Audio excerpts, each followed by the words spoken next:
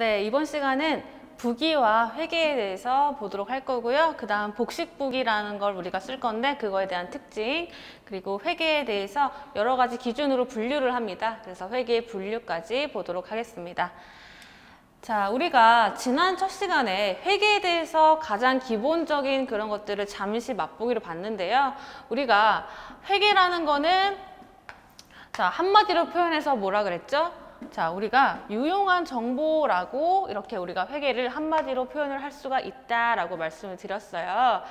자, 그래서 보시면 부기를 통해서 얻어진, 부기라는 건 지금 뭔지 모르겠어요. 어쨌든 이런 것들을 통해서 얻어진 유용한 정보를 기업의 정보 이용자들에게 전달하는 과정이라고 되어 있고요. 자, 가장 중요한 건 유용한 정보가 바로 회계라는 것이다. 자, 그러면 이러한 유용한 정보가 갑자기 한순간에 뿅 하고 나타나지는 않겠죠. 자, 우리가 어떠한 회계적인 사건이 있을 때, 즉 우리 회사가 뭐 어느 회사랑 거래를 했다, 또는 뭐 어떤 것을 우리가 구입을 했다 등등등 여러 가지 그런 사건들이 있을 때 그런 사건들을 유용한 정보로 만들기 위해서는 여러 가지 절차들이 필요하다라는 거예요. 절차. 그래서 한순간에 뭔가 유용한 정보들이 만들어지는 것이 아니고 여러 가지 사건들을 우리가 기록하고 정리해서 그리고 그런 것들을 다 취합을 하고 다 계산을 해서 그래서 우리가 최종적으로 만들어진 결과물이 바로 유용한 정보라는 것이지, 자, 이런 것들을 만들기 위해서는 여러 가지 단계가 필요하다 그런 것이고요. 그 단계 중에서 가장 기본적인 단계가 바로 부기라는 거예요. 그래서 우리가 오늘 배워볼 거는 부기에 대해서 중점적으로 배워본다고 보시면 되고요. 자, 일단 부기라는 걸 한번 볼게요. 위에 보시면 부기에 대한 정의가 나와 있죠. 자, 12페이지에 보시면 나와 있는 내용이에요. 자, 부기란 뭐냐면 한마디로 여러분, 자, 장부에 기입한다 해서 장부 기입의 약자를 부기라고 보시면 돼요. 자, 그러면 자세히 한번 보면 우리 기업의 재산의 증감 변화. 자, 우리가 회계에 대한 요소가 총 5가지가 있다고 했죠. 그래서 차변에는 자산, 그리고 비용, 그리고 대변에는 부채랑 자본이랑 수익, 이렇게 총 5가지의 회계적인 요소가 있다고 했는데 그런 것들이 그냥 일정하게 있는 것이 아니고 우리 회사가 어떤 활동을 함에 따라서 그러한 것들이 증감 변화를 한다고 했죠. 그래서 기업 재산의 증감 변화를 일정한 원리에 따라서 기록하는 절차예요. 그래서 부기라는 것은 말 그대로 장부에 기입한다 라는 뜻이고, 이러한 기입을 그냥 우리 마음대로 기입하는 것이 아니다. 자, 뭐에 따라서? 일정한 원리에 따라서 기록을 하는 것이다 라는 것이 바로 부기의 정의가 되겠습니다. 자, 그래서 우리가 부기라는 것은 회계라는 유용한 정보를 만들기 위한 가장 기본적인 절차라고 보시면 되고요. 자, 그러면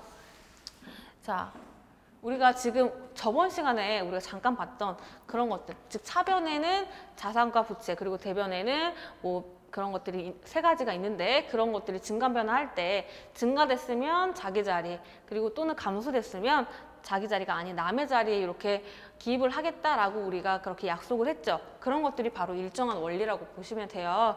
그래서 우리가 이미 부기를 배운 것이나 마찬가지다라는 것이죠. 자, 부기의 종류를 한번 볼게요.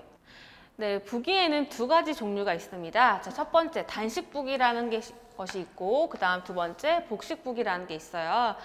자, 우리가 지난 시간에 잠깐 봤던 차변과 대변으로 이렇게 나누어서 우리가 기록하는 거, 그게 바로 복식 부기고요. 자, 우리가 시험을 보는 것도 이 복식 부기에 근거해서 모든 회계 처리를 하게 될 것이고 시험도 보게 될 것입니다. 그래서 우리가 배우는 대상이 바로 복식 부기라는 것이고, 자, 요거를 조금 더 자세히 보면 일정한 원리 원칙에 따라, 자, 우리 일정한 원리 원칙이 있었죠? 자, 차변에 있는 애, 대변에 있는 애 일단 이렇게 나누고, 그 다음에 증가하면 자기 자리, 감소하면 남의 자리, 이런 식의 일정한 원리 원칙에 따라서 우리가 기록한다는 거, 그게 바로 일정한 원리 원칙에 따라 기록한다는 뜻이고요. 그 다음 원인과 결과로 나누어, 자, 요거는 지금 당장은 이해가 안 되시죠? 자, 예를 들어서 한번 볼게요. 자, 우리가 뭐 버스나 지하철을 탈 때 여러분들 신용카드로 이렇게 태그해서 그렇게 탑승을 하시죠? 그럴 때 우리가 이렇게 1,000원씩 이렇게 교통비로 빠져나가는 거, 자, 요즘에 얼마예요? 1,200원 정도 하나요? 자, 그러한 돈들이 빠져나가면 그거는 우리의 교통비라는 비용으로 우리가 처리를 할 수가 있겠죠. 그래서 이러한 교통비라는 비용이 발생했다. 즉 우리가 신용카드를 찍어서 그거를 지급을 했다라고 했을 때는 교통비라는 비용이 발생을 하게 되겠죠. 그러면 비용이라는 거는 우리가 차변에 있는 애인가요? 대변에 있는 애인가요? 차변에 있는 애죠. 그래서 비용이 발생했다. 즉 차변에 있는 애가 발생했다라고 하면 증가했다라는 뜻이죠. 그러면 차변에 1,000원이 기록이 되게 되는 것이고, 자, 그러면 그 상대편 계정 과목이 대변에도 빈칸으로 놔두면 안 되겠죠. 대변에도 뭔가가 와야 돼요. 그러면 우리가 신용카드라는 대금으로 결제를 했다라는 거예요. 우리가 현금 낼 수도 있고 신용카드로 찍을 수도 있죠. 그래서 우리가 현금 낸 것이 아니고 신용카드라는 요게 생겼다. 우리가 요거를 지금은 여러분들 어렵겠지만 우리가 신용카드로 뭔가를 결제했을 때는 아직 우리가 돈 낸 거 아니죠. 우리가 신용카드로 찍으면 그거는 이제 다음 달 신용카드 결제일에 우리 통장에서 빠져나가게 되겠죠. 그래서 신용카드로 찍었을 당시에는 지금 당장 우리가 돈을 지급한 것은 아니에요. 그렇기 때문에 자, 미지급금이라고, 자, 지금은 그냥 참고로만 알고 계세요. 이거는 우리가 나중에 부채에 대해서 계정 과목 여러 가지 공부할 때 자세히 배우는 계정 과목이에요.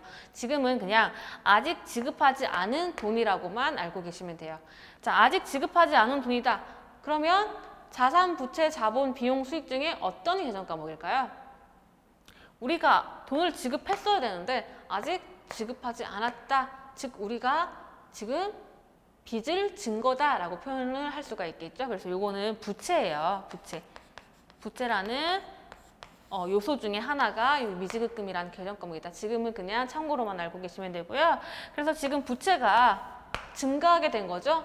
빚이 증가하게 된 거잖아요. 그럼 부채는 차변과 대변 중에 대변에 있는 아이죠. 그래서 부채가 증가했다. 그러면 증가했으니까 자기 자리, 즉 부채 자기 자리인 대변에 이렇게 미지급금, 즉 신용카드가 1,000원이 오게 되는 것이죠. 그래서 이렇게 우리가 예를 들은 이 분계처럼 차변에 얼마가 나왔고 그리고 대변에 얼마가 나왔다라고 해서 차변과 대변으로 나누어서 우리가 기록을 했다라는 것이죠. 그래서 차변과 대변에 2번 기록했다라고 해서 복식부기라고 표현을 하게 되는 것이고, 자, 그러면 원인과 결과로 나눈다는 뜻은 뭐예요? 자, 라고 물어보시면, 자, 우리가 차변에 교통비가 나와 있고 대변에 신용카드가 나와 있어요. 그러면 이렇게 생각할 수도 있어요. 우리가 지금 신용카드, 즉 우리 미지급금이라는 부채가 1,000원이 늘어났는데 그거는 왜 늘어난 것이다? 우리가 교통비라는 비용이 발생함에 따라서 우리 부채가 늘어난 것이다. 즉 원인과 결과라는 그런 관계가 있다라는 거예요. 차변과 대변은 서로 원인과 결과의 그러한 관계가 있다라는 게 바로 이러한 뜻이라고 보시면 돼요. 그래서 복식부기라는 것은 자, 일정한 원리 원칙에 따라서 원인과 결과로 나누어서 이렇게 2번 기록한다라는 것이 복식부기라고 보시면 되고요. 자, 여기서 중요한 거는 차변에도 1,000원이 나왔고 대변에도 1,000원이 나왔어요. 자, 예를 들어서 우리가 지금 다 전액 1,000원 다 신용카드로 썼다고 나와 있는데 이런 경우도 한번 가정을 해볼게요. 우리가 지금 돈이 모자라가지고 지금 현금이 지금 700원밖에 없어서 지금 나머지만 미지급금으로 300원 냈다고, 그냥 이런 경우는 거의 없겠지만 그냥 이런 경우가 있다고 생각해 볼게요. 그러면 대변에 2가지 계정 과목이 올 수도 있습니다. 자, 우리가 현금으로 700원을 냈고 그 모자란 300원은 뭘로 했다? 신용카드로 했다. 300원. 그러면 대변의 총 금액은 얼마가 나올까요? 1,000원이 나오죠. 1,000원이 나와요. 총액은 1,000원이에요. 자, 보시면 현금이라는 거는 우리 회사의 자산이죠.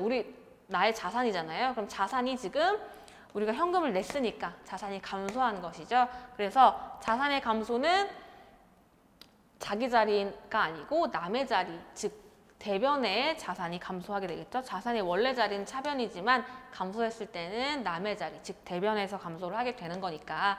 그래서 현금이 대변은 700원이 온 거고, 그리고 그 나머지는 신용카드로 했다라고 해서 신용카드 300원 하면 대변의 합계는 어찌됐던 1000원으로 나오게 되는 것이죠. 그래서 뭐 몇 가지가 오던, 차변에도 몇 가지가 오던 차변과 대변의 합계액은 무조건 같아야 돼요. 같아야 된다라는 얘기죠. 그래서 이러한 특징이 복식부기의 특징 중에 하나다라고 지금은 참고로만 알고 계시면 됩니다. 자, 그러면 우리 위에 있는 단식부기는 뭐냐? 단식부기는 정말 간단한 거예요. 그냥 이렇게 우리 교통비 1000원 썼어요 라고 하면 그냥 교통비 1000원이라고 쓰고 끝 내는 게 바로 단식부기예요. 그래서 요거는 그냥 정말 우리가 배울 필요도 없이 너무 간단한 것이죠. 예를 들면 여러분들 용돈 기입장 쓸 때 뭐 용돈 기입장 쓰는 방법 해가지고 이렇게 배워가지고 그걸 쓰는 건 아니죠. 그냥 내가 보기 편한 대로 교통비 1000원 썼으니까 교통비 1000원 딱 쓰면 내가 보면 알아볼 수 있죠. 그래서 이런 식으로 그냥 단순하게 한 번만 기입하고 마는 것, 그것을 단식부기라고 하고, 자, 요거는 일정한 원리가 없이 결과만 한 번만 기록한다라는 그러한 특징이 있습니다. 그래서 우리가 배울 대상은 단식부기가 아닌 복식부기다라고 보시면 되겠습니다.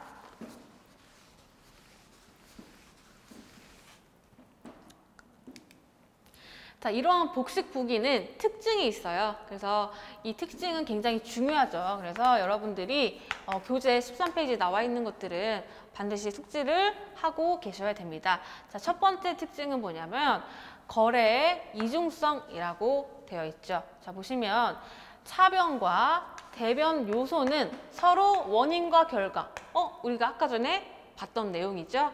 우리가 교통비라는 게 차변에 와 있고 대변에 신용카드가 와 있으면 차변의 교통비라는 것은 왜 생겼냐면 우리가 이런 것들은 생겨가지고 결과로서 우리가 신용카드로 냈고 그러면 우리가 신용카드로 낸 거 왜 냈어? 그럼 교통카드로 냈어 라는 서로 원인과 결과라는 관계에 있다라는 것을 조금 더 전문적인 표현으로 거래의 이중성이라는 얘기를 씁니다. 그래서 이게 굉장히 중요한 표현이에요. 그래서 복식부기의 가장 대표적인 특징이라고 하면 바로 거래의 이중성이라고 보시면 되고, 자, 그 다음 두 번째, 대차 평균의 원리라고 되어 있죠.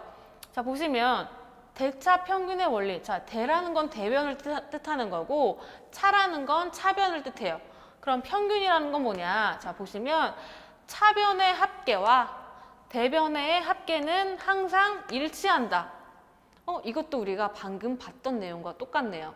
자, 우리가 현금이 700원 아까 있었죠. 그래서 그 700원에 나머지 모자란 300원만 신용카드로 해서 어쨌든 대변은 다 1000원이 합계가 되는 거고 차변도 1000원 해서 합계가 서로 일치했죠.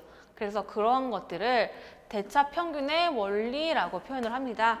그래서 이것도 굉장히 중요한 복식부기 중에 특징이에요. 그래서 만약에 차변 합계와 대변 합계가 일치하지 않았다라고 하면 그거는 분명히 어딘가 누락되거나 틀린 그런 부분이 있는 그런 붕괴라고 보시면 돼요. 그래서 이런 것들, 이러한 특성, 즉 대차 평균의 원리라는 특성 때문에 자동으로 내가 붕괴해서 어떤 금액을 누락했다 또는 어떤 금액을 뭐 잘못 옮겨 적었다 또는 뭐 그런 것들을 뭐 틀렸다라고 하는 경우에는 차변 합계와 대변 합계가 서로 맞지 않는다라고 했을 때 그 사실을 알 수가 있어요, 자동적으로.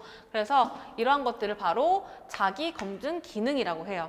자, 이건 뭐냐면 오류를 자동으로 발견한다라는 것이죠. 그래서 차변과 대변의 합계는 맞아야 되는데 만약에 맞지 않았다라고 하면 어딘가 내가 틀렸다라는 그러한 오류를 자동으로 발견한다는 자기 검증 기능. 이렇게 총 3가지의 복식부기의 특징이 있는데요. 여러분들이 가장 알고 계셔야 되는 건 이 2가지. 이 2가지는 무조건 여러분들이 꼭 암기를 하셔야 되는 그런 개념이고요. 자기검증 기능은 요거 알면은 자동으로 알게 되죠. 차변과 대변의 합계는 당연히 같아야 되니까 만약에 틀렸을 때는 뭔가 틀렸다. 그렇게 오류를 자동으로 발견할 수 있는 그런 것들이다 라고 여러분들이 보시면 됩니다. 그래서 복식부기의 특징 자, 굉장히 중요한 개념이니까 여러분들이 꼭 알고 계시고요. 자, 그 다음 기출 문제를 한번 풀어보도록 할게요. 자, 다음의 내용이 설명하는 것으로 옳은 것은 이라고 나와 있죠. 자, 내용 보시면 자, 자산, 부채, 자본이 증감하는 거래에 있어서 차변에 발생한 거래는 반드시 어디에도? 대변에도 같은 금액, 자, 같은 금액의 거래가 발생하여 이중으로 기입하게 된다라는 얘기가 나와 있죠. 자, 요거는 뭐예요? 자, 이중으로 기입하게 된다라는 거죠. 그래서 자, 우리가 한 번 기록하는 것이 아니고 이중으로 기록하게 되고, 자, 이런 것들은 뭐예요? 거래의 이중성이라는 표현이 되는 것이죠. 그래서 자, 이런 것들은 거래의 이중성이라고 보시면 되고, 자, 이 대차평균의 원리는 뭐가 다르냐라고 물어보시면, 자, 예를 들어서 뭐 만약에 우리가 차변 그리고 대변 이렇게 있는데 우리가 분계를 예를 들어서 뭐 차변에 뭐 어떤 계정 과목하고 1,000원, 그리고 대변에도 또 어떤 계정 과목하고 뭐 1,000원 이렇게 쓰고, 그 다음에 또 다른 날짜로 돼서 또 다른 날짜예요. 이건 1월 1일이고 또 뭐 1월 2일이다 했을 때 뭐 2,000원 뭐 이런 식으로 쭉쭉쭉 분계가 되겠죠. 그래서 우리가 이렇게 하나의 분계를 봤을 때 차변과 대변의 합계도 맞아야 되겠지만, 다른 날짜로 해서 쭉 여러 가지 날짜를 다 더했을 때도 차변과 대변의 합계는 같아야겠죠. 하나하나씩 같으니까 그거를 다 합친 차변과 대변의 합계도 다 3,000원으로 합계가 같아야 되겠죠. 그래서 이렇게 차변과 대변의 합계 개념이 똑같다라고 하는 것이 바로 대차평균의 원리예요. 그래서 대차평균의 원리는 조금 합계라는 개념, 즉 이 거래 자체 하나가 아니고 이 거래가 모두 모였을 때도 차변 합계와 대변 합계는 항상 일치한다라는 것이 대차평균의 원리라는 특징으로 여러분들이 정리를 하시면 될 것 같습니다.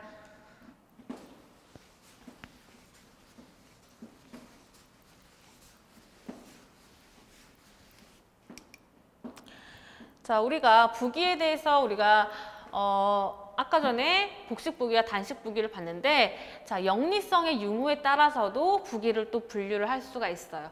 즉 우리가 아까 전에는 뭐 한 번 기입하냐 또는 두 번 기입하냐에 따라서 단식부기, 복식부기를 분류를 했다면, 이번에는 이 부기를 어느 집단에서 사용을 하느냐, 그 집단이 영리를 추구하는 집단이냐 또는 아니냐에 따라서 영리부기 그리고 비영리부기로 이렇게 두 가지로 또 분류를 할 수가 있습니다. 그래서 우리가 영리부기라는 거는 말 그대로 영리를 추구하는 단체에서 사용하는 부기를 영리부기라고 합니다. 자, 예를 들면 상업부기죠. 상업부기라는 거는 우리 일반적인 상거래 회사 있잖아요. 그냥 우리 일반적인 회사라고 보시면 돼요. 그런 회사에서 사용하는 것을 상업부기, 그리고 공장에서 사용하는 것은 공업부기, 자, 그리고 은행에서 사용하는 것은 은행부기, 이렇게. 자, 이런 것들은 다 우리가 영리를 추구하는 단체라고 보시면 되죠. 자, 돈 벌기 위해서 단체를 구성해서 거기에 대해서 이제 회계 처리를 하는 거잖아요. 그래서 그런 것들은 영리부기다라고 표현을 하면 되는 것이고, 자, 그와 반면에 학교나 가게라는 거는 그냥 우리 일반적인 가정에서 쓰는 가계부라고 보시면 돼요. 그래서 그런 가계부는 가계부기라고 표현을 하고, 학교라는 단체에서 쓰면 학교부기인데, 학교라는 단체 자체가 비영리 단체입니다. 즉 이윤을 목적으로 하는 그러한 단체가 아닙니다. 그래서 그러한 비영리 단체에서 사용하는 부기는 비영리 부기라고 표현을 하게 되는 것이고, 자, 우리가 배우는 부기는 뭐겠어요? 당연히 영리부기를 우리가 배우게 되는 대상이 되겠죠. 영리부기 중에서도 우리 전산회계 2급은 상업부기를 배운다라고 보시면 돼요. 그냥 일반적인 회사에서 사용하는 그러한 부기를 보겠다라고 생각을 하시면 됩니다.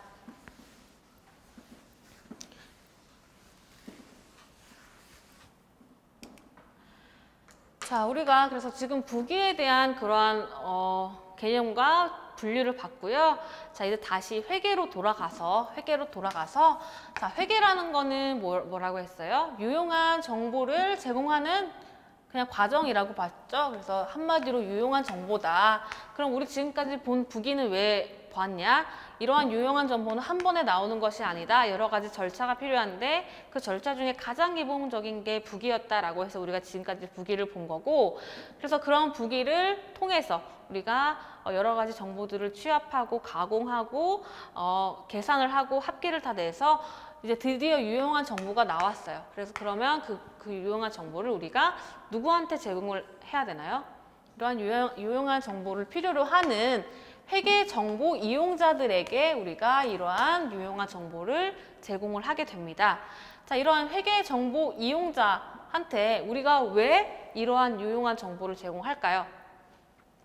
자, 이러한 회계 정보 이용자들은 어떠한 합리적으로 의사결정을 해야 되는 그런 상황이 생겨요. 자, 예를 들면, 자, 우리 회사 정보 이용자 중에 가장 대표적인 사람이 뭐냐면 주주예요.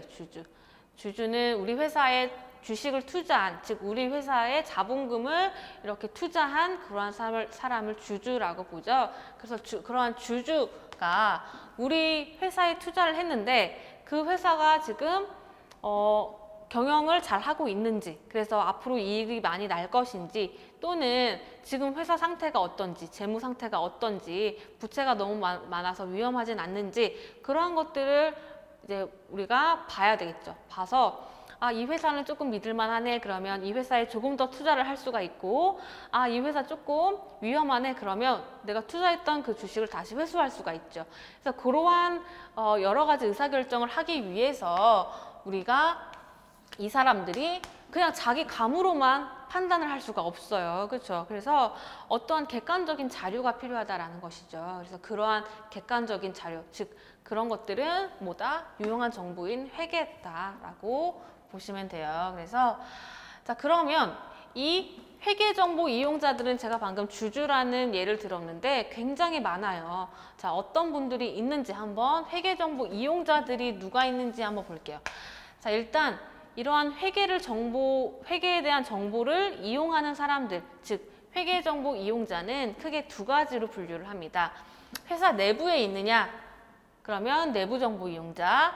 회사 외부에 있느냐? 그러면 외부 정보 이용자예요. 그래서 이렇게 두 가지로 일단 분류를 하고, 일단 외부 정보 이용자부터 여러분들 볼게요. 자, 제가 방금 말씀드렸던 가장 대표적인 외부 정보 이용자는 투자자죠. 즉 주식회사인 경우 주주, 우리 회사에 돈을 투자한 사람, 그런 사람들은 회사 외부에 있는 회사 외부 정보 이용자 중에 하나고요.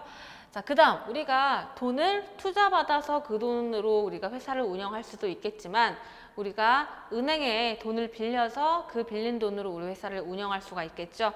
그러면 우리 회사에게 돈을 빌려준 사람, 그런 사람은 우리가 채권자라는 표현을 씁니다. 즉 은행이죠, 은행. 자, 우리 은행에서 돈을 빌려서 우리가 운영을 했을 때 이 채권자는 정보가 필요할 거예요. 어떤 정보가 필요할까요? 이 회사가 지금 경영 상태가 어떻고 재무 상태가 어때서 우리가 빌려준 돈을 제때 갚을 수 있을까?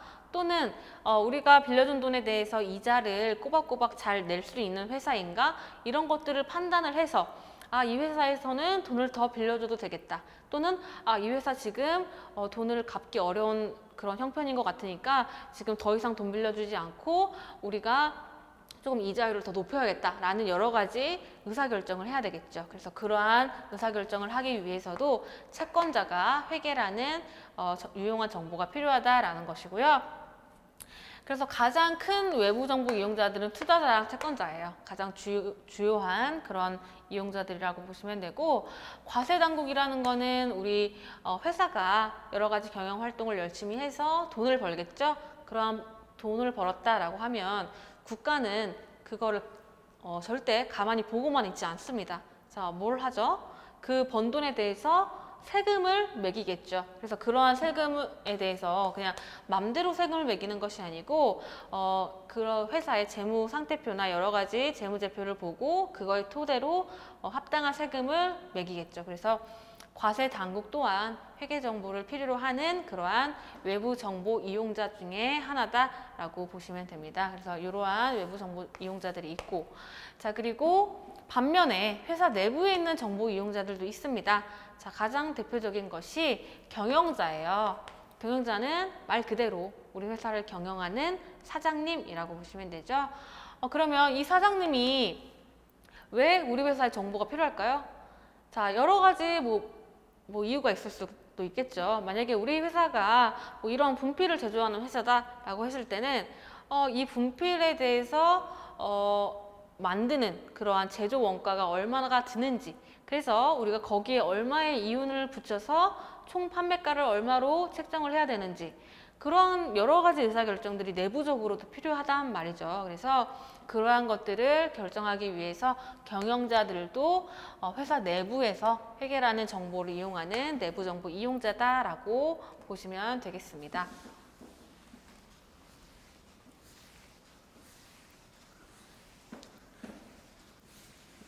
자, 우리가 회계정보 이용자들을 봤는데요.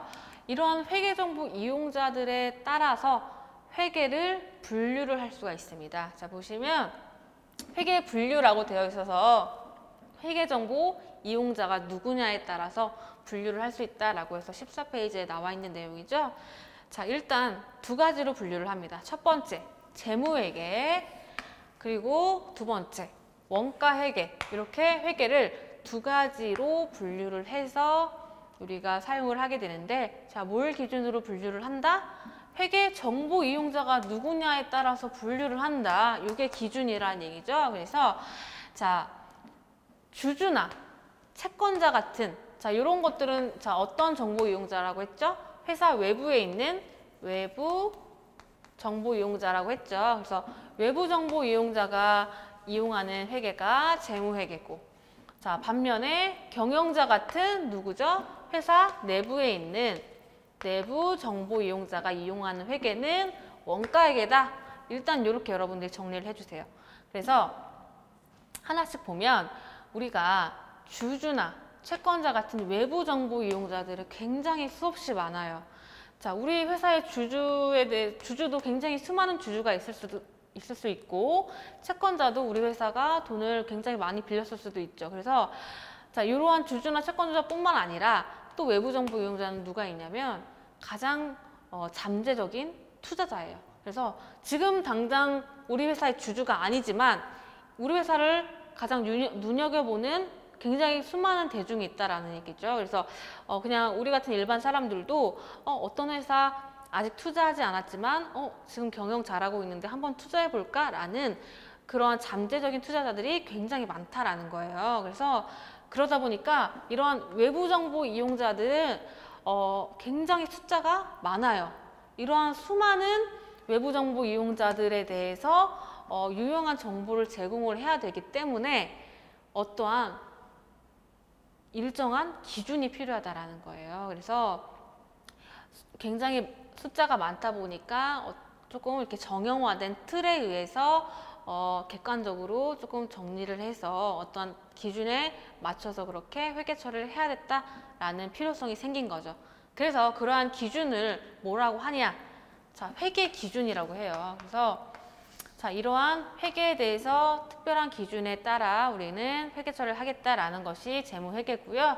회계 기준은 우리가 준수를 해야겠죠. 그래서 수많은 사람들이 있는 만큼 우리가 반드시 회계 기준을 준수해서 회계 처리를 해야 된다라는 것이 재무회계의 특징이고, 자, 이러한 것들은 재무제표라는 이러한 형태로 우리가 보고를 하게 됩니다. 우리 회사의 경영 성과라든지 재무 상태를 재무제표라는 일정한 표에 의해서 보고를 하게 된다. 왜냐하면 너무 많은 사람들이 있으니까. 그래서 자, 기업의 재무 상태와 경영 성과를 자, 일정한 회계 기준에 따라 재무제표라는 형태로 자, 수많은 외부 정보 이용자들에게 보고를 한다라는 것이 재무회계라는 것으로 여러분들이 정리를 해주시면 되고요.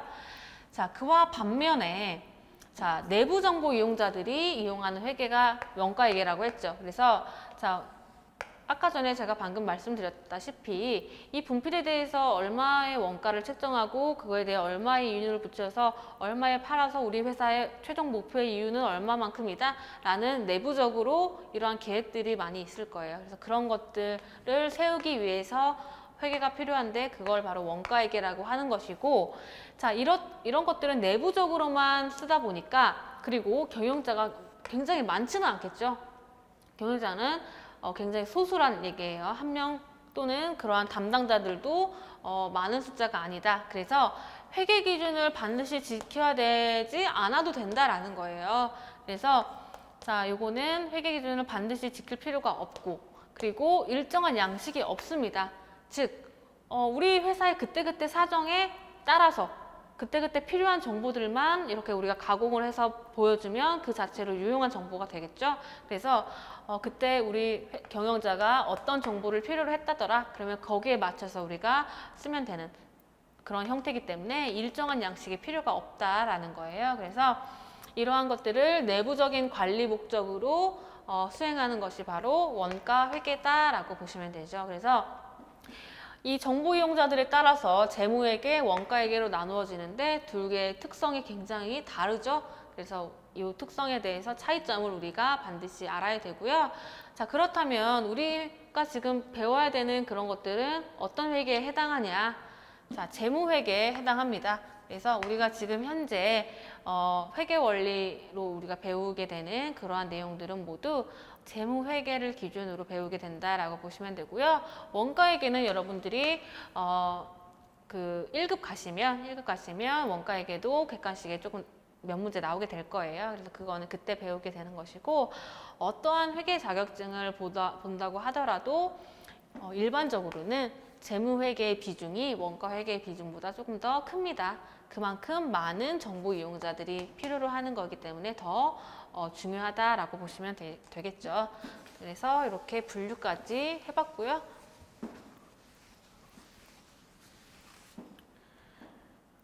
자, 그래서 우리가 지금까지 회계에 대해서 여러 가지 절차가 있다. 그 중에서 가장 기본적인 게 부기고, 그러한 부기들은 복식부기, 단식부기 또는 영리성 유무에 따라서 영리부기, 비영리부기 이렇게 분류를 했었고, 또 그거에 이제 우리가 회계에 대해서도 어떠한 정보 이용자들이 있느냐에 따라서 분류를 해봤고요. 자, 이러한 것들 여러분들이 반드시 복습을 해주시고, 자, 다음 시간에 다시 뵙도록 하겠습니다. 수고하셨습니다.